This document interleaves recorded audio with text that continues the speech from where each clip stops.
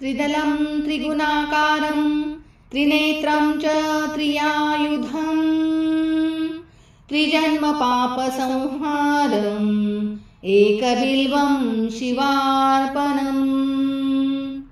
त्रिशाखे बिल्वपत्रेश्च ह्यश्छिद्रे कोमले शुभे शिवपूजां करिष्यामि एकबिल्वं शिवार्पणम् अखण्डबिल्वपत्रेण पूजिते नन्दिकेश्वरे शुध्यन्ति सर्वपापेभ्यो एकबिल्वं शिवार्पणम् शालिग्रामशिलामेकां विप्राणां जातु अर्पयेत् सोमयज्ञमहापुण्यम् एकबिल्वं शिवार्पणम् दन्तिकोटिसहस्राणि वाजपेयशतानि च कोटिकन्या महादानम्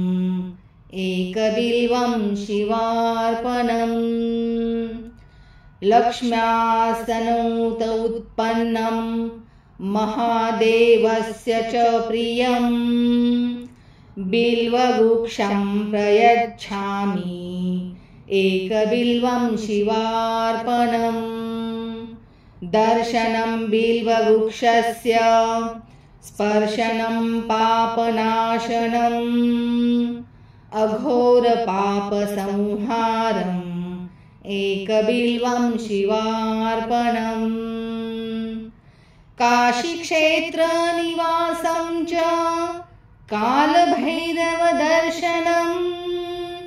प्रयागमाधवं दृष्ट्वा एकबिल्वं शिवार्पणम् मूलतो ब्रह्मरूपाय मध्यतो विष्णुरूपिणे अग्रता शिवरूपाय एकबिल्वं शिवार्पणम् बिल्वाष्टकमिदं पुण्यं या पठेत् शिवसन्निधौ सर्वपापविनिर्मुक्त शिवलोकमवाप्नुयात् इति बिल्वाष्टकम्।